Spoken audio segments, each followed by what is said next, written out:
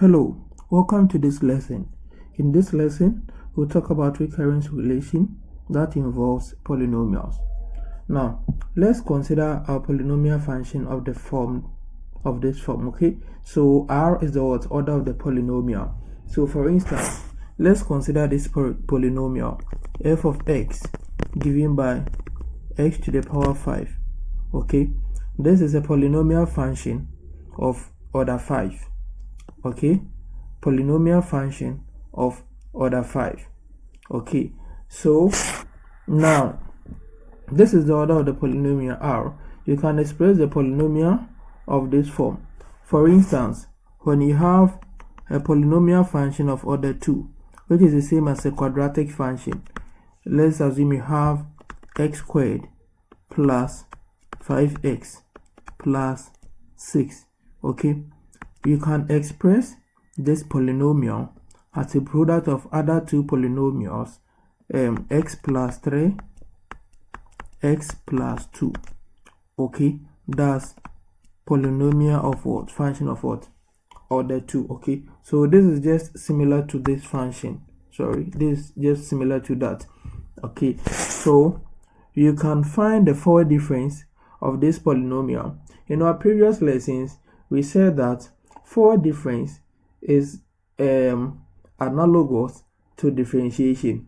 At the end of this proof, you understand perfectly why I said that. Okay, so now the forward difference of this polynomial is given by this from definition. Okay, so now let's find the forward difference.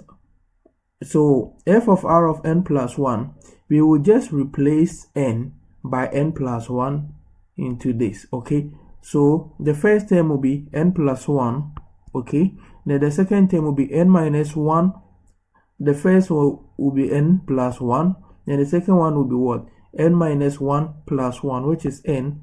The next one will be n minus 2 plus 1, which is n minus 1, up to n minus r plus 1, then plus another 1. Okay, making n minus r plus 2 minus the function itself. We realize that we are getting two different terms, okay, but we realize that there are some common factors, so we factorize them out. Okay, so when you consider both terms, we've realized that n minus 1 up to n minus r plus 2 can also be what? Found here. Okay, so we can factorize n up to n minus r plus 2 out, because when you consider this term, before you come to n minus r plus 1, there is n minus r plus 2. Okay, there is n minus r plus 2 before you come to what? N minus r plus 1. If you check the sequence, if you check it, it's like we are just reducing it by 1 1 1 1. Okay, so before you come to n minus r plus 1, there is what? A certain n minus r plus 2. This means that it's also what? A common factor, so we factorize it out. So when you do your factorization, the first term will be left with only n plus 1, then the second term will be left with what? The last term, which is n minus r plus 1. When you simplify this, you get this n will cancel n, and this n, this minus n, this is positive n, it cancels out. This positive 1, this is negative 1, it also cancels out, and we are only left with r. So you multiply r by this, and we get what? Rn, r times n up to what? N minus r plus 2. But you see, but these terms, you see, n up to n minus r plus 2 is what? F of is just like reducing the order of what? F of what? N by 1. Okay, because when you consider f of n, a function f of n of order r, it's what? The last term is what? N minus r plus 1. Okay, but before n minus r plus 1, there is this term which is n minus r plus 2. So therefore we can write n up to n minus r plus 2 as what? F of what? N subscript r minus 1. Just like we are just reducing the order by 1. Okay, so you get what? R times this, and this is just analogous to differentiation. For instance, let's consider our function f of x. Let's choose f of x to be x to the power 5. Okay, so this is what? Order 5. Okay, so the derivative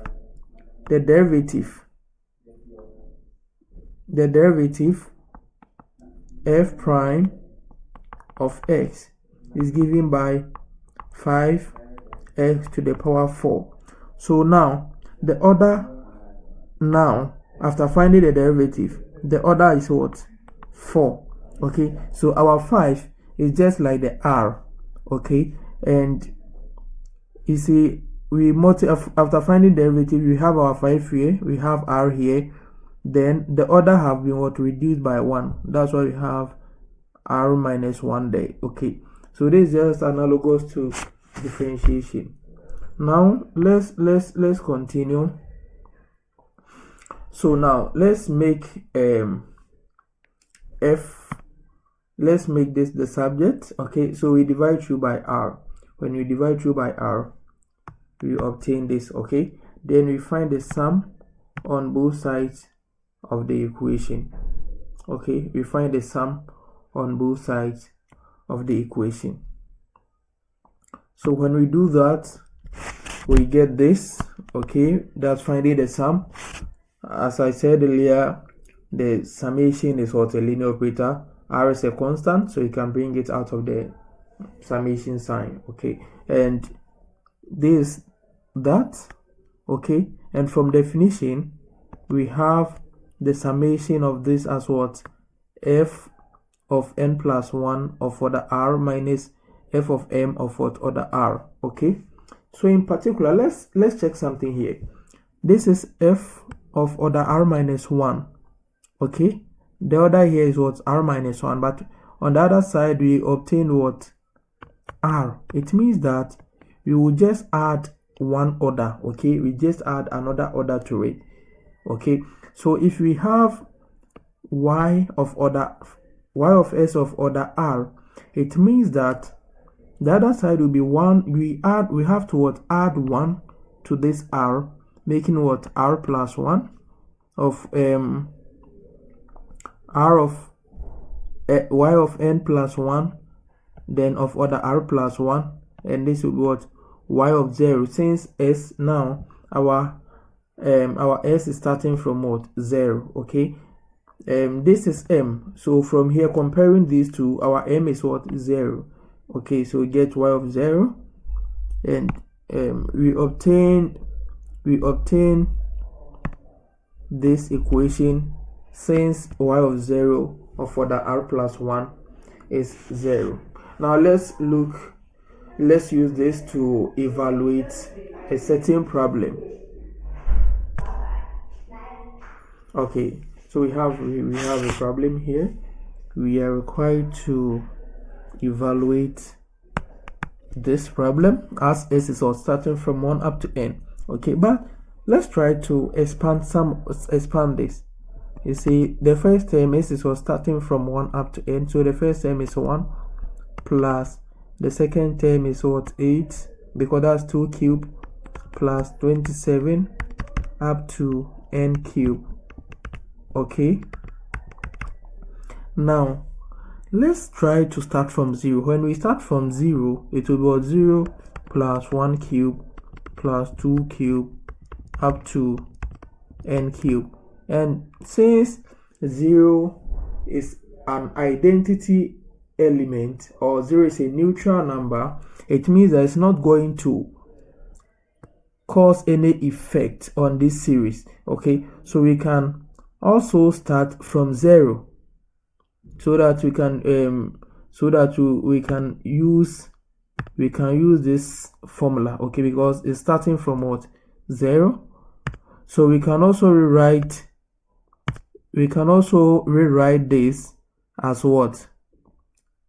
This, okay, where s is now starting from 0 up to n, because the first term is 0, and since 0 is a neutral number, it's not going to make any difference.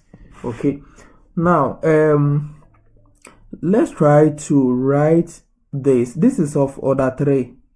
Okay, so let's try to write this of this form, n minus 1 in that order. Okay, so this is of order 3. You write it as a product of like 3 functions. Okay, so we write s cube as, so we start with s, the next time we reduce s by 1, then that is that. Okay, but when you expand this, you get s times s squared minus 3s plus 2. Okay, and this will give you s cubed minus 3s squared plus 2s. Okay, and this is not the same as s cubed.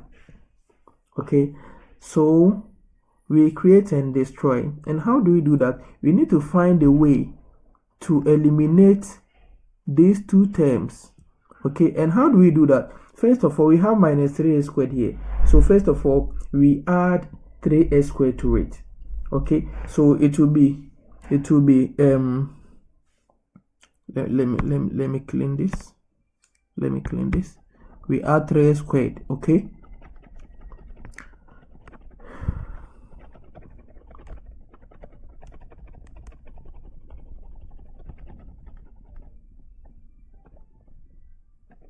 all right, okay, so now we get s minus 1, s minus 2, so we add 3s squared to it. Okay, but 3s squared, this one too, we need to write s squared,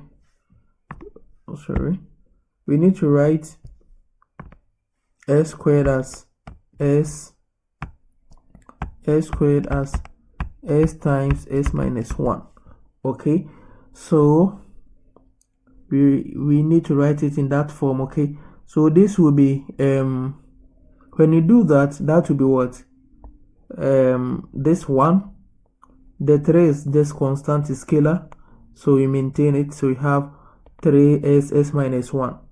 Okay, now let's try to expand this. When we expand this, that will be 3s squared minus 3s. Okay, 3s squared minus 3s. Okay, so when we add this term to the first term, you see the first term, when we expanded it, we had what? We had s cubed minus 3s squared plus 2s. So when we add the second term to it, which is this, you see this will be s cubed minus 3s squared plus 2s, and the expansion will also give us 3s squared minus 3s. Okay, so minus 3s squared cancels 3s, and 2s minus 3s will give us what? Minus s. So this will be s cubed minus s. But the question was s cubed, not s cubed minus s. So we need to add what? Plus s to it. Okay, that's why we obtain the third term here. Now, from definition, this is what? A third order. So we can rewrite this as y3 of s plus 3 y2 of s, and this is what? Y1 of s. But from definition, when you have this, okay, from this, that's yr of s, summation of yr of s as s starting from 0 up to n, is given by 1 over r minus r plus 1. So we add 1 to the order, multiply by y of order r plus 1 times n plus 1. Okay, now y of n plus 1 of order r plus 1. Yeah, the same thing applies to this. We apply it here.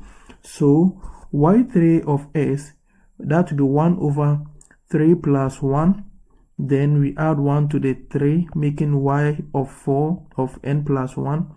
The same thing applies to the second term. The second term will be, there is 3 here, so we have 3 times 1 over 3 y3 of n plus 1. Okay, by this 3 cancels 3. Okay, so we are left with y3 of what? N plus 1. And the last term also gives us half of y2 of n plus 1. Then this is y4, so this is order 4. So we start from n plus 1, then we reduce it until we get to the fourth order. So we reduce n plus 1 by 1. Okay, when we do that, we get n. Then also reduce n by 1, that's n minus 1. Then also reduce it again. Okay, so that is that. The same thing applies to the second term. When we reduce this, we get this, and the last term also gives us this. Okay, now we realize that there are some common factors on both terms. Okay, so we factorize 1 over 4 out.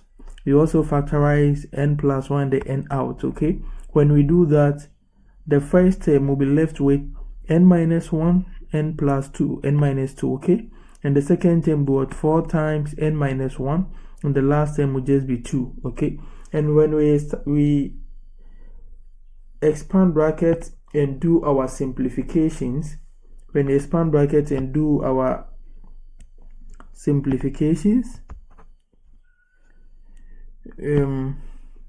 we obtain this, because when we expand n minus 1 times n minus 2, we get n squared minus 3n plus 2, and the expansion of this also gives us 4n minus 4 in the last term. And when you simplify, you get n squared plus n in the bracket, and you can also factorize n out. When you do that, you obtain this, and n times n gives us n squared, then n plus 1, that's n plus 1 all squared, all times 1 over 4. But we can also rewrite this